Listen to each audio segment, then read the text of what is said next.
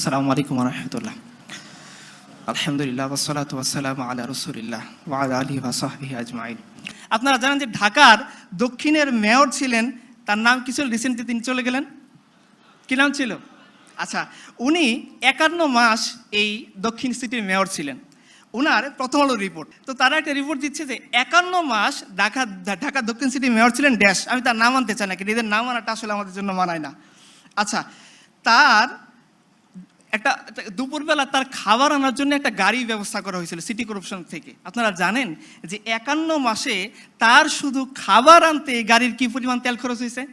28,05,000 টাকা। কিসের জন্যে? শুধু খাবার আনার জন্য। এই বেটা দুপুরের খাবার খাবে, বাড়ি থেকে রান্না করে খাবার, একটা গাড়ি পার্মানেন্ট বরাদ্দ, সপ্তাহে 6 দিন তার জন্য তার বাসা থেকে খাবার এনে দেবে। এই খাবারের জন্য তার ব্যয় হয়েছে 51 মাসে 28,05,000 টাকা। এই অডিয়েন্সের কার 28,05,000 টাকা জমানো আছে? দাঁড়ান, আমার তার কাছে মুড়ি ধোবো। আছেন কেউ? নাই। শুধুমাত্র তার খাবার আনার জন্য কত ব্যয় হচ্ছে? 28,05,000 টাকা। চিন্তা করতে পারছেন? তাহলে কি পরিমাণ টাকা তারা মারছে, একটু পরে আপনি পাবেন ইনশাআল্লাহ। এখন আমরা চলে যাই, কেন তারা স্কিপ করে যায় আমাদের শরিয়াকে। চলেন আমরা বাবার বদরের যুদ্ধে চলে যাই, আমাদের রসুলের জীবনীটা দেখি। বদরের যুদ্ধে সব কিছু থাকা সত্ত্বেও সাহাবায়ে কেরাম কোনো ভয় না করে, কোনো সংকোচ না করে রাসূলুল্লাহ সাল্লাল্লাহু আলাইহি সাল্লাম বলছেন যে চলো আবু সুফিয়ান বাণিজ্য কাফেলা আক্রমণ করার জন্য যেতে হবে। তারা 8 তলোয়ার নিয়ে চলে গেছেন, এবং এই তলোয়ার শুধু 8টা এরকম না, বাহনের সংকট। 3 জন 4 জনে মিলে একটার বাহনের উপর সওয়ার হয়েছেন, যার বাহন নাই তিনি পায়দল হেঁটে চলে গেছেন।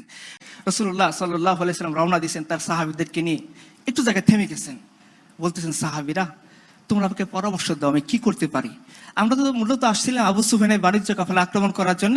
এখন তো মক্কা থেকে পেশাদার সৈন্য এসে গেছে এবং তারা যুদ্ধের এলান করে দিয়েছে। আমরা কি সামনে আগাবো না থেমে যাব?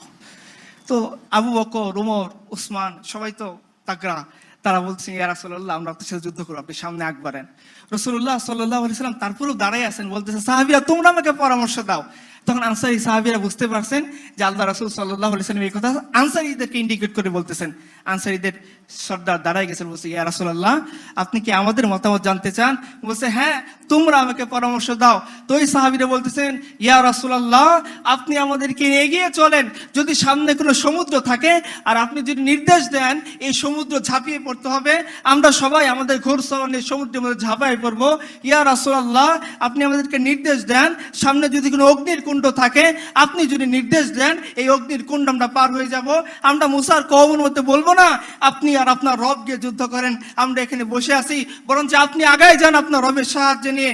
ইনশাআল্লাহ আমরা হলাম যোদ্ধা জাতি, কালকে শত্রুর মোকাবেলায় আমরা এমন ভাবে লড়াই করব যে আপনার চোখ জুড়ায় যাবে। তো রাসূলুল্লাহ সাল্লাল্লাহু আলাইহি সাল্লাম এদেরকে নিয়ে সামনে আগ বাড়লেন। বাহনের সংকট দেখা দিল, 3 জনের জন্য একটা বাহন। ঠিক একই বাহন ইমামুল মুরসালিন, সাইয়্যিদুল আম্বিয়া, খাতামুন নবিয়্যিন, নবীনা মুহাম্মদুর রাসূলুল্লাহ সাল্লাল্লাহু আলাইহি ওয়াসাল্লাম, উনিও সেই 3 জনের একজন, যিনি বাহন শেয়ার করে চলতেছেন।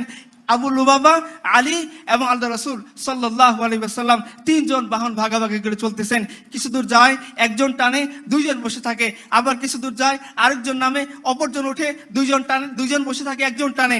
এইভাবে যখন টানতে টানতে রাসূলুল্লাহ সাল্লাল্লাহু আলাইহি সাল্লামের ওয়াক্ত আসলো, সময় আসলো, সাহাবায়ে কেরাম বলে আবু লুবাবা, আলী রাদিয়াল্লাহু আনহুম জি ইয়া রাসূলুল্লাহ এটা কিভাবে সম্ভব? আপনি ইমামুল আম্বিয়া, আমাদের নবী, আমরা জীবিত আছি, আপনি উঠে রশি টেনে নিয়ে যাবেন আর আমরা উটের উপর বসে থাকবো? এটা হইতে পারে না, আমরা সহ্য করতে পারবো না। ইয়া রাসূলুল্লাহ আপনি উটের উপরে বসেন, আমরা তো আছি, আপনার জন্য আমার জীবন কুরবান, ফিদাকা আবি ওয়া উম্মি। ইয়া রাসূলুল্লাহ সেখানে আপনি উটের দড়ি টেনে নিয়ে যাবেন, আমরা 2 সাহাবী এই উটের উপর বসে থাকবো? এটা তো হতে পারে না। রাসূলুল্লাহ সাল্লাল্লাহু আলাইহি সাল্লাম তখন জবাব দিয়ে বলতেছিলেন পৃথিবীর মানুষ শুনে রাখেন, ইতিহাস শুনে রাখো, এই লোকের অত্যাচারী সম্পদ লুটেরারা তোমরা শুনে রাখো। রাসূলুল্লাহ সাল্লাল্লাহু আলাইহি সাল্লাম তখন বলতেছিলেন আরে আমার সাহাবীরা তোমার সওয়াবের দরকার আছে, আমার বুঝি দরকার নেই?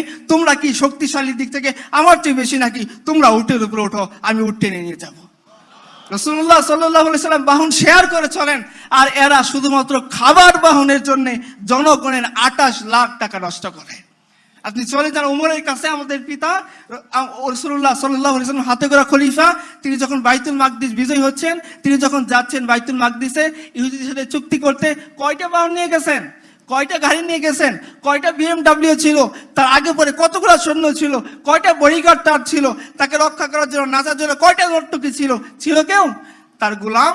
তিনি গোলাম উটের উপর বসতেছেন, উমর টেনে যাচ্ছেন, উমর উটের উপর বসেছেন, গোলাম টেনে যাচ্ছেন। এখন আপনারাই সিদ্ধান্ত নেন, আপনারা কোন সমাজ চান, কোন শরীয়ত চান, কোন ব্যবস্থা চান, যে ব্যবস্থার মধ্যে একটা রাষ্ট্রপ্রধান তার সাধারণ দুইজন প্রজাকে উটের উপর বসিয়ে নিয়ে টেনে যায়, এমন সমাজ যে রাষ্ট্রপ্রধান তার গোলামকে উটের উপর বসিয়ে নিজে টেনে নিয়ে যায়, এমন সমাজ না যে সমাজের মধ্যে এই সমাজের নেতাপতিরা, এই সমাজের গোত্র প্রধানরা, এই সমাজের রাষ্ট্রপতিরা শুধুমাত্র খাবার আনা নেওয়া করার জন্য জনগণের 28 লাখ টাকা নষ্ট করে? এটা আপনারা সিদ্ধান্ত নেন ইনশাআল্লাহ।